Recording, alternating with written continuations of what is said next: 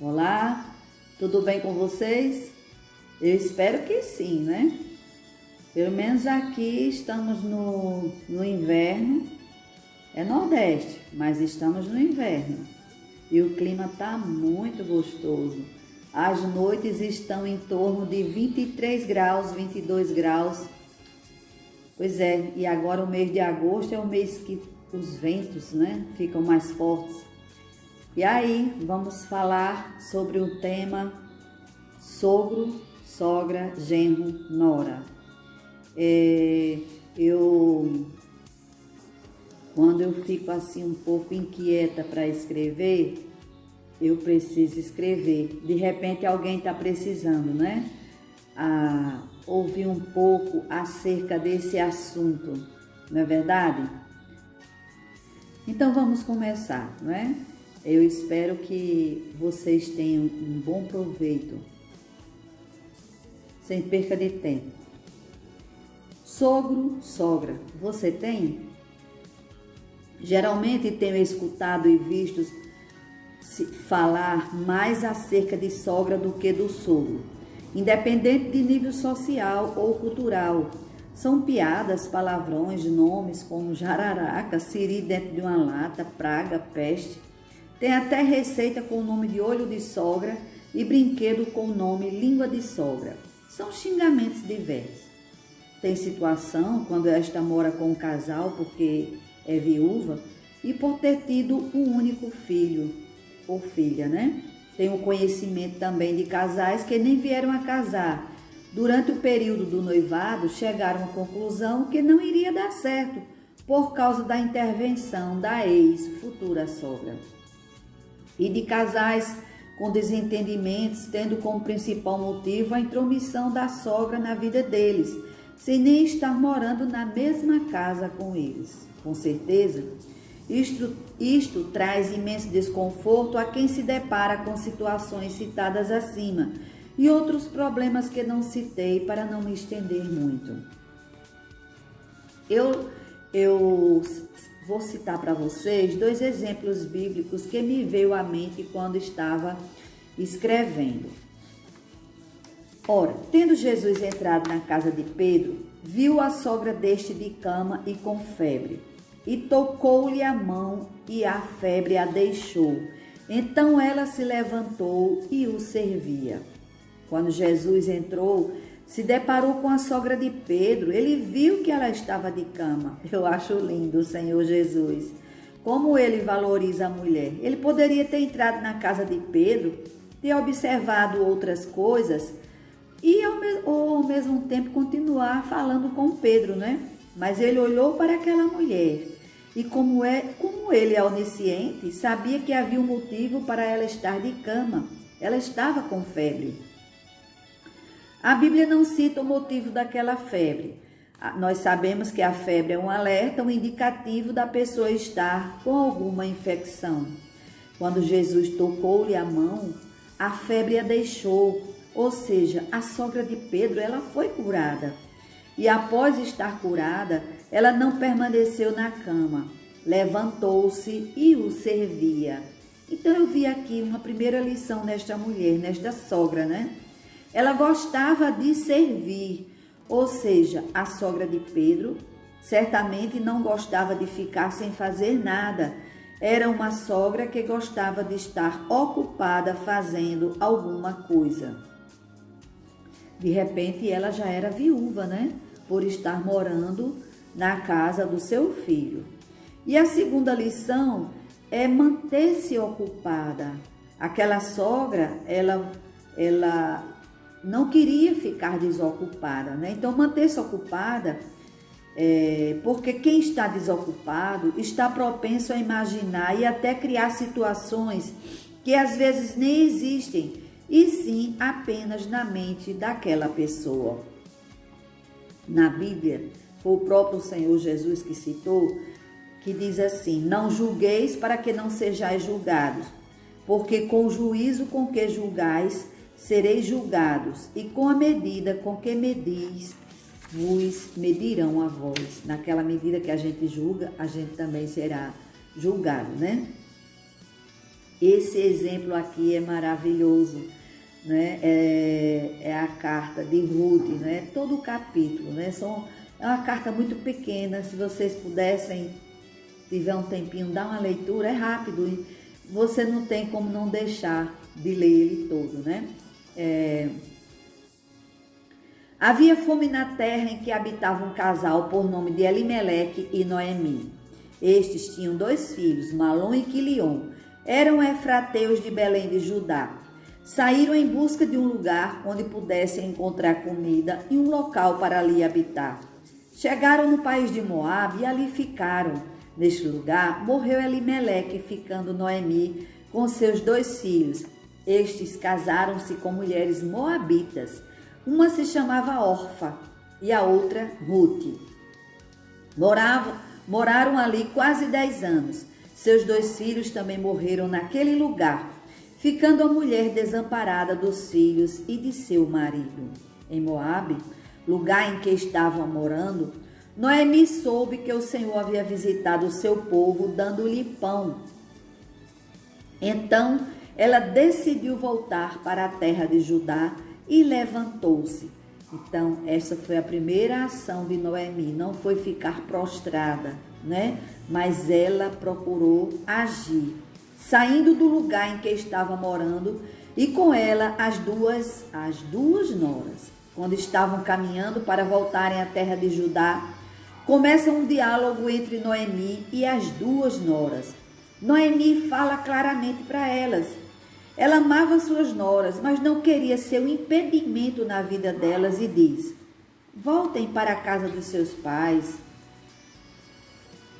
E o Senhor use convosco de benevolência, como vós o fizestes com os falecidos e comigo. Ou seja, aquelas noras foram bondosas com o sogro, com a sogra, né, com seu marido, né? E Noemi reconhecia e declarava o bem que elas haviam feito. Ela foi muito sincera. Tendo-as despedido, as beijou. E suas noras levantaram a voz e choraram, dizendo-lhes: certamente voltaremos contigo para o teu povo. E Noemi insiste, dizendo-lhes: voltai, minhas filhas, porque já sou velha demais para me casar. Ainda que esta noite tivesse marido e viesse a ter filhos, vocês esperariam até que viessem a ser grandes? Vocês se esperariam sem tomar um marido enquanto eles não cresciam? Não, filhas minhas, porque mais amargo me é a mim do que a vós. Então, mais uma vez tornaram a chorar. Orfa beija a sogra e se vai. Porém, Ruth se apegou a ela e Noemi lhe diz: eis que tua concunhada voltou para o seu povo e para os seus deuses. Volta também tu? Ruth lhe responde: não insista que te abandone e deixe de seguir-te. Aonde quer que tu fores, irei eu, e onde quer que pousares, ali pousarei eu. O teu povo será o meu povo, o teu Deus será o meu Deus. Onde quer que morreres, morrerei eu, e ali serei sepultada. Assim me faça o Senhor e outro tanto, se outra coisa que não seja a morte me separar de ti. Ali houve uma decisão, uma afeição, ela se apegou, ela teve um cuidado, ela tinha um cuidado especial com aquela sogra, né? Ela amava aquela sogra. Noemi, vendo que ela estava decidida a ir com ela, deixou de lhe falar nesse assunto. Chegando em Belém, toda a cidade se comoveu por causa dela, né? Ruth cuidou de Noemi, foi obediente e submissa.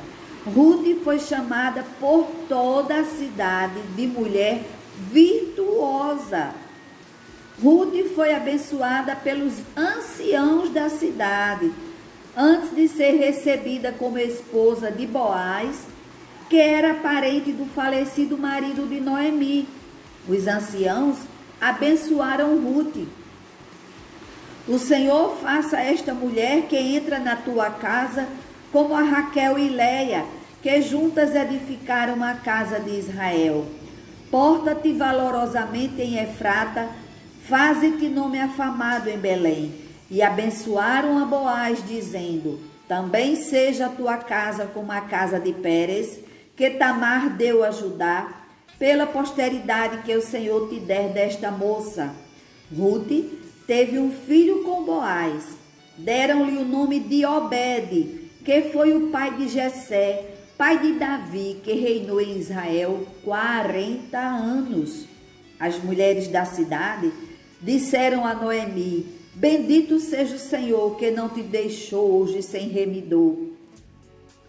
Torne-se o seu nome afamado em Israel. Ele será restaurador da tua vida, aquele neto, e consolador da tua velhice, pois tua nora que te ama o deu à luz. Ela te é melhor do que 7 filhos. E Noemi tomou o menino, pô-lo do seu braço e foi a sua ama. Aleluia! Que história fantástica! Que exemplo de amor, bondade, respeito, consideração de uma nora à sua sogra. Uma à outra vivenciavam o que Jesus falou. Portanto, tudo que vós quereis que os homens vos façam, fazei-lhe também vós a eles. E ainda ele disse: amarás ao teu próximo como a ti mesmo. O que acontece, vamos falar de hoje, né? É que muitas mulheres e homens sabem seus deveres, suas limitações, mas fazem tudo ao contrário. Temos nossos filhos, criamos, educamos, os preparamos para darem continuidade às gerações seguintes. Casei meus filhos, senti a falta deles nos primeiros meses. Havia uma rotina diária. Ao levantar, nas refeições, ao deitar, estavam ali presentes. Aos poucos, nós vamos nos acostumando. Aceitamos aquela mudança, porque é o natural da vida. A vida não acaba quando um filho ou uma filha casa. Eles apenas mudam de endereço. O amor dos filhos pelos pais nunca vai acabar. Sogra, sogro, não pensem nisso não. Nós devemos querer sim a felicidade dos nossos filhos. O casal, decidiram, né, construir uma história juntos. E compete a nós pais contribuir para que o desejo do casal seja realizado. É bíblico. Diz assim, olha: portanto deixará o homem a seu pai e a sua mãe, unir-se à sua mulher e serão uma só carne. A família vai crescer, você vai ganhar mais um filho ou uma filha. Os netos virão. Não convém intervir no relacionamento deles. Quando a gente casa nosso filho, é costume, não é? Após a bênção, né, eles já estarem casados, o pai vai abraçar a sua nora, né, o pai vai abraçar a sua nora ou o seu genro, recebendo-o como filho. E a sogra faz a mesma coisa, vai abraçar o seu genro ou a sua nora e recebe como filha, né? É assim. E também, olha, diz assim, olha, não podemos intervir no relacionamento deles, indo muito na casa deles, falando, dando pitaco, não é? Diz assim, ó, é bíblico, né? Diz assim, olha: põe raramente o teu pé na casa do teu próximo, para que não se enfade de ti e te aborreça. A mulher ociosa, ela anda de casa em casa, como falam muito, se tornam intrigantes, falando o que não convém, não vigia, não é? A mulher que não é sábia, não é? No caso aqui, não se trata de uma mulher profissional que precisa ir de casa em casa, divulgar ou vender o seu produto. Ou seja, estamos falando da mulher que tem muito o que fazer, mas não quer fazer. Uma dona de casa não cessa não o serviço da dona de casa, né? E ainda em Tito, diz assim, o apóstolo Paulo, né? Falando para as idosas, né? Que diz que elas são para aconselhar, as mais novas, né, para que elas cuidem de seus esposos, sejam submissas, né, sejam administradora do seu lar, né? É isso aí. Dou graças a Deus pela vida de minha sogra e meu sogro. Eles me tinham como filha. Meu sogro me chamava de filha. Quando minha sogra veio a falecer e dei a notícia, muitos me perguntaram: e era sua sogra? Pensava que fosse sua mãe. E eu respondia também. Eu a tinha como minha segunda mãe.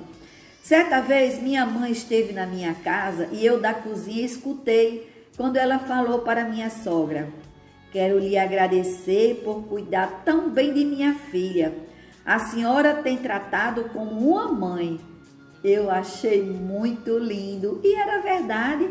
E a minha mãe reconhecia isso, né? Fiquei muito feliz. O mesmo digo de minhas noras. Quando vou apresentá-las a alguém, geralmente digo: esta é a minha nora-filha. Elas me tratam muito bem. Amo vocês, minhas lindas. Se preocupam quando estou com algum problema de saúde. Compartilhamos uma com a outra nossas alegrias, dificuldades, assuntos diversos, né?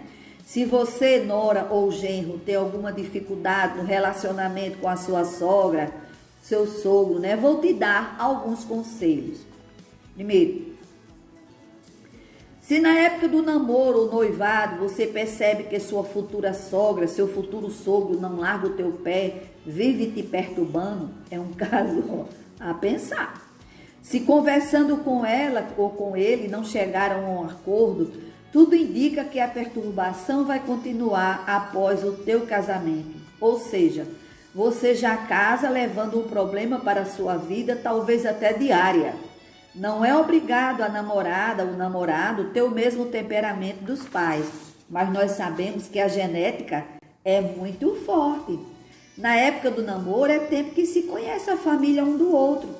É o momento de observar o relacionamento dos pais da namorada com os filhos e dos filhos para com os seus pais. É necessário a sabedoria, né? E às vezes ela fala demais, ela se preocupa, isso aí de uma certa forma é um zelo que ela tem, né? E você tem que usar de sabedoria, de estratégias, né? Então vamos lá. Se já estás casado e tua sogra, o teu sogro vive te perturbando, é difícil, mas não é impossível. Tenha paciência e procure nunca faltar com respeito, mesmo que ela te ofenda. Viu? Geralmente a sogra é melhor ficar calado, porque quando a gente só fala besteira nesse momento, né? Respira fundo e se mantenha a postura, né? De repente você vai ganhá-la pelo seu comportamento, né? Inconscientemente ela quer proteger o filho ou a filha e tem ciúmes, né? Achando que você não sabe o que fazer, o que eles faziam. Digamos, comida, uma sugestão de roupa, ou, finalizar algum negócio, né? Tomar decisões. Evite estar na casa de sua sogra, né? Do seu sogro, todos os dias. Claro, sabemos que existem as exceções, quando há necessidade, né? Então, receba o seu sogro, a sua sogra, o seu genro, a sua nora, com muito prazer na sua casa. Cada caso é um caso, né? Você não pode dizer que ama a sua esposa se não respeita a sua sogra. Afinal, foi ela quem deu à luz a pessoa que você ama. E vice-versa. Eu dizer que amo minha sogra e maltrato meu marido, não é verdade? Com o passar do tempo, ela vai entender e perceber que seu filho está feliz com a pessoa que ele escolheu para viver todos os dias da vida dele. E é necessário ela entender que amor maternal é diferente do amor conjugal. O amor conjugal são os dois em uma só carne. O amor do filho é separado, mas esse amor nunca acaba. nunca vai acabar. A sogra, ela pode dar opinião, mas ela precisa entender, aceitar que a decisão deve ser do casal. Aqui, nossos filhos nos pedem conselhos, né? Mas a decisão final é sempre deles. Isso eles fazem desde jovem, né? Desde a juventude. Meu esposo, ele foi muito presente na vida, foi e continua sendo, né? Na vida dos filhos. Eu sou muito falante, viu, gente? Tenho histórias assim, ó, também a idade que já estou, né? 64 anos, graças a Deus. Tenho muita história para contar, eu gosto de ensinar, de aconselhar, como também estou sempre me policiando para não falar demais e nem achar que estou sempre certa. Tudo tem que ter a medida certa. Eu, meus filhos, minhas noras, nós temos defeitos. O segredo é tentar se colocar no lugar do outro e pensar: o que eu faria no lugar dela?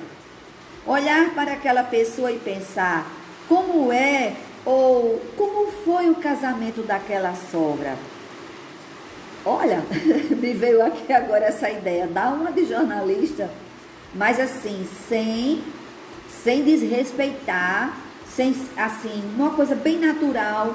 Senta aí em reunião de final de semana, né? E dá uma de jornalista. Procura conhecer a história da tua sogra, do teu sogro, né? Eles vão ter muita história para contar e de repente você vai captar por que ela está agindo daquela maneira e você vai procurar arranjar um jeito de ajudar aquela sogra a mudar o pensamento que ela tem acerca de você ou acerca da nora, de você, né? Que é nora. Às vezes, o abandono na juventude, né? Agressões com palavras, às vezes nem teve agressões físicas, né? Nós sabemos que palavras, eu já ouvi um pastor falando, né? Que ele também é psicólogo, deixa feridas na alma, né? A carência de afeto ou atenção faz a pessoa agir desse modo às vezes.